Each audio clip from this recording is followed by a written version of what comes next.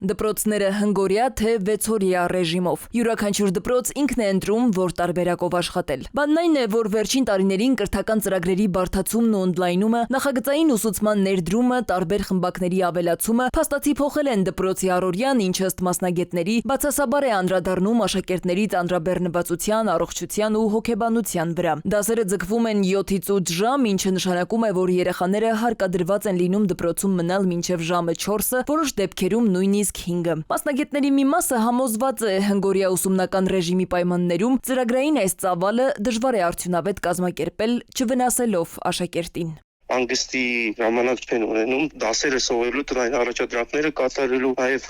այլ խնդիրներ կան, օրվա պլանավորման հետ կապված, կան սովորողներ, որոնք մարզական խմբակների են հաճախում, այսինքն օրվա մեջ չեն կարողանում տեղավորվել։ Վերջի ժամերին արդեն իրենց կընտրացումը, պրոցեսի նյութը ընկալելուն արդեն խնդիրներ առաջացնում։ Փորձագետների մի մասը առաջարկում է քննարկել դպրոցները 6-օրյա դարձնելու տարբերակը, շաբաթվա ընթացքում դասաժամերն ավելի հավասար բաշխելու եւ երեխաների օրական ծանրաբեռնվածությունը մեղմելու համար։ Մյուս մասը կողմնակից է բովանդակային ու արմատական փոփոխություններին։ Ասում են, ծրագրային բեռնաթափման անհրաժեշտություն կա դպրոցային ֆոբիան հաղթահարելու համար։ Մենք պետք է մտածենք այն մասին, ինչպես բեռնաթափենք հատկապես շատ գլխային ու շատ հիշողության վրա հիմնված ծրագրային նյութը եւ ժամանականակը այն առարկաներից, որոնք մեզ թվում է, որ անձեռնամխելի առարկաներ են։ Եթե մենք ուզում ենք առողջ եւ օրգանական ուսումնական ռիթմ երեխաների համար, ապա պետք է առաջին 2 առավելագույնը 3 ժամը նվիրվի որևէ տեսական առարկայի։ Դրանից հետո կարող են լինել լեզուները եւ արվեստներ, արհեստներ։ Եվ հավատացեք, այդ դեպքում դպրոցը չի լինի մի տեղ, որից երեխաներ ունեն ֆոբիա։ Հոգեբանն էլ նկատում է, եթե երեխան չափից դուրս ծանրաբեռնված է եւ դա չի համապատասխանում նրա հնարավորություններին, հետաքրքրություններին ու զգացմունքային վիճակին, դպրոցը նրա համար կարող է դառնալ անհետաքրքիր ու պարտադրողական միջավայր։ Մասնագետի դիտարկմամբ գերլարվածությունն ու գերծանրաբեռնվածությունը երբեք չեն եղել օգտակար երեխայի ընդհանուր զարգացման համար։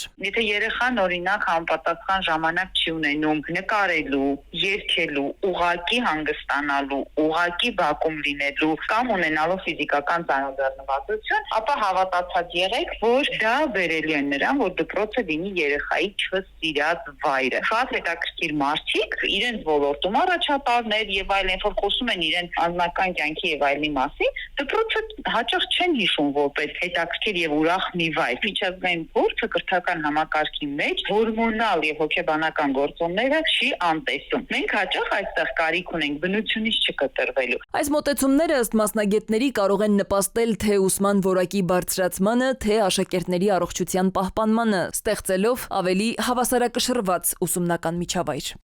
Սվետլանա Ավդիշյան, ժամը լրատվական։